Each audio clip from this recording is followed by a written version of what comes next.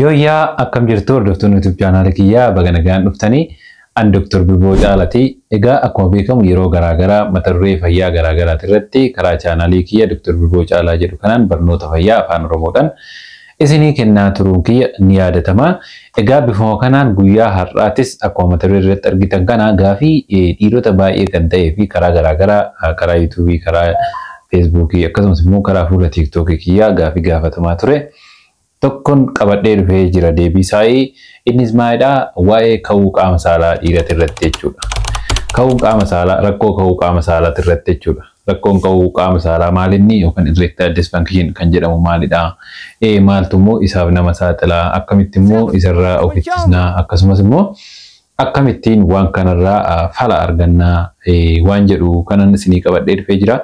Kanaaf warri channel kiyyaaf haaraa taatan YouTube channel kiyya subscribe gochuudhaan maatii nu ta'a. Warri duraan ammoo YouTube channel keenyaaf maatii taatan video keenya like gochuudhaan jalqaba. Kallattumaan gara mata duree guyyaa har'aa qabadhee dhufeettan isin ceesa. Erectile dysfunction yookaan immoo rakkoo ka'uu dhabuu qaama saalaa yookaan immoo haala barbaadameen ka'uu qaama saalaa dhiiraa kan jedhu kana jalqaba irratti mee hiika isaatirraa haa kaanu.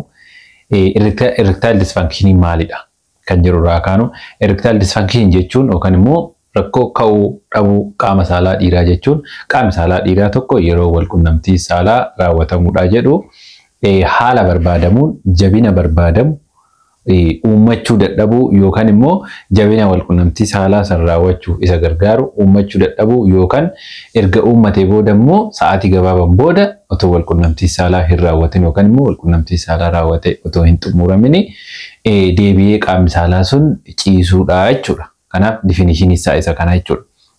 Egaa definition isaa kana hojjenne gara rakkoo isaa wal qabatutti odoo dhufiniin dura akka hubannoodhaa ta'uuf jalqaba irratti physiology penile erection yookaan immoo haala kamiin qaamni saalaa dhiiraa itti dhaabata yookaan immoo itti ka'aa kan jedhu kana isinitti himuun barbaada.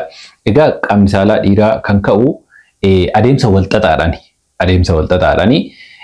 Innis qindoomina sirna qaama keenyaa hedduudhaan jechuudha.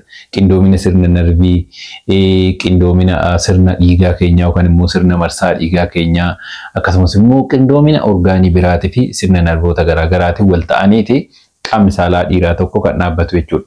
Fakkeenyaa jalqaba irratti qaamni saalaa dhiiraa tokko dhaabbachuudhaaf stimulationiin barbaachisaadha jechuudha. Mental stimulation irraa ka'a jechuudha.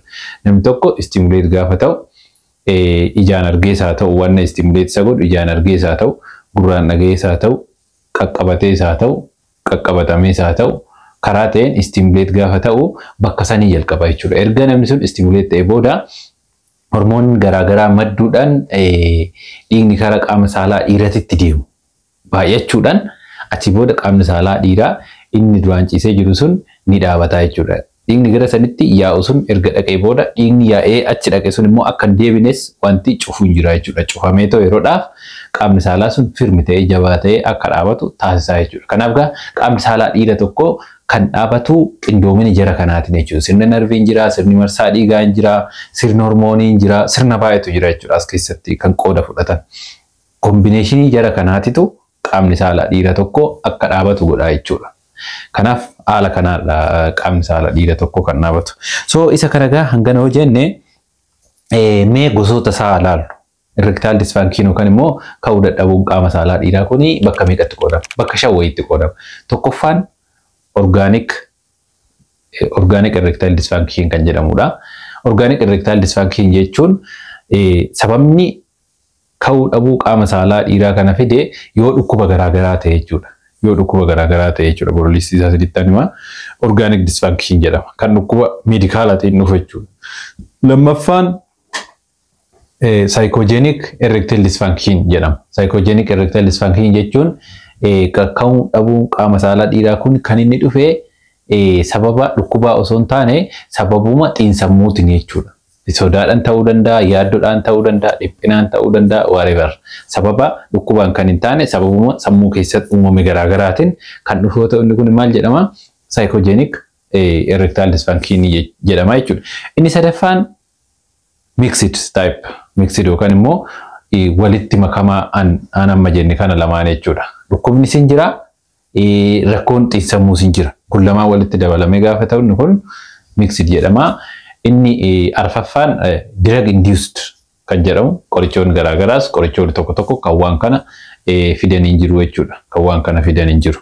Kanaaf inni arfaffaan isaa inni shanaffaan situational erectile dysfunction kan jedhamu jira jechuudha. Situational erectile dysfunction kan jedhamu kun immoo kan akkamiiti haala special ta'e keessatti yeroo ta'u jechuudha. Fakkeenyaa dhiirri fi dubarri tokko guyyaa jalqaba walitti dhufan sodaachuu danda'a jechuudha dhiirri sun. Sababa sodaa saniitiin gaafa qaamni saalaa isaa ka'ee dafee deebi'ee ciisu yookaan immoo sababa yaaddoo saniin sababa sodaatiin ka'ee yoo deebi'ee ciisu inni akkasii kun fakkeenyaaf situational erectile dysfunction jedhama jechuudha.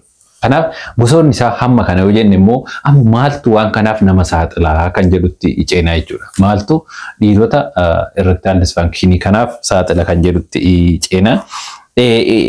Medical cause irraa hakaanu andura jenne organic cause dha inni tokko akkuma dura saniin jedhee dhukkuboonni garaagaraa kan waan kanaaf nama saaxilan hin jiru jechuudha. Organic cause warri ta'an dhukkuboonni kunis kan akka dhukkuba ol ka'iinsa dhiibbaa dhiigaa, dhukkuba onnee, dhukkuba sukkaaraa, dhukkuboota kalee, hir'ina hormoonii, especially testosterone hormooniin dhiira tokko yoo gadi bu'e ammas akkuma dura jenne sirni hormoonis gahee taphata waan ta'eef waan kanaaf nama ni saaxilaa jechuudha. Akkasumas obesity yookaan furdinni garmalee yoo jiraate waan kanaaf dhiirota ni saaxilaa jechuudha.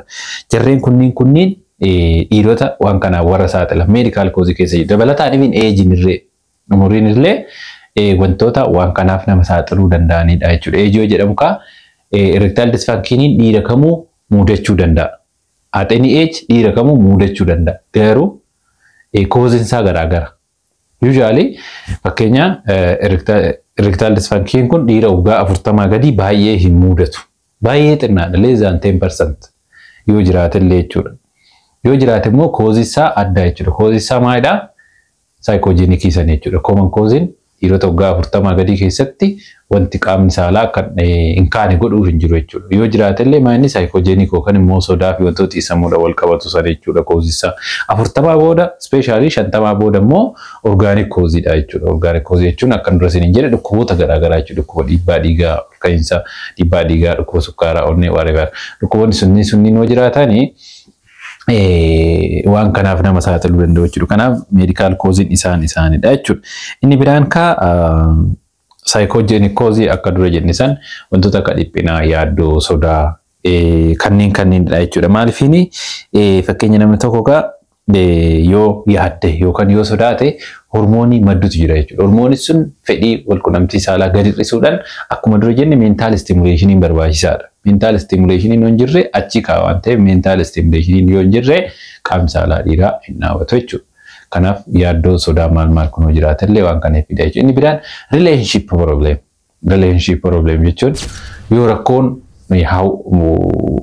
hariiroo jiraate like amma haadha manaa fi abbaa manaas haa ta'u hiriyootas haa ta'u jarri sun lamaan yoo rakkoon hariiroo jiraate yoo walitti bu'iinsi jiraate yoo gidduu isaanii walii galtee dhabuun yoo jiraate qaamni saalaa isaa dhaabachuu dhiisuu danda'a jechuudha. Maaliif akka dura jenne kombineeshinii wantoota garaagaraa kanatu qaama saalaa dhaaba waan ta'eef namni sun komfortii keessa hin jiraanne qaamni saalaa isaa dhaabatuu dhiisuu danda'a jechuudha. Kanaaf inni lammaffaan psychological cause dha jechuudha. Haala kanaan cause isaa yaala isaatiif waan fayyaduuf akka kanatti adda baasnee kan wanti jennu jechuudha. Mallattoo isaa immoo yoo fudhanne erectile dysfunctioniin kun mallattoolee akkamii qaba? Mallattoo ijoon akkuma maqaa isaati ka'uu dhabuu qaama saalaati tokko. Haala barbaadameen ka'uu dhabuu qaama saalaa, fedhii wal qunnamtii saalaa gadi bu'uu, akkasumas immoo rakkoo fixachuudha wal qabatee dursee fixachuu waan akkasii kun ibin mallattoo isaa wal qabatanidha jechuudha. Kunniin mallattoo isaati. Mallattoo isaa of ibsa jechuudha akkuma maqaa isaati.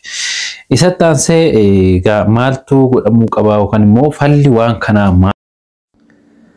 Innaa falli waan kanaa maali? Maaltu furmaata? Akkamtu godhama? Qoricha akkamiitu fudhatama?